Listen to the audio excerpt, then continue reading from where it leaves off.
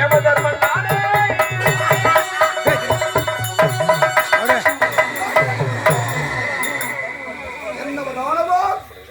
என்னவர் இரமாப்பு தேன்பெற்ற பிள்ளை உயிரை காப்பாற்ற வேண்டும் என்று ஆடி என்ற சமுத்திரத்திலே ஏழி அமைத்து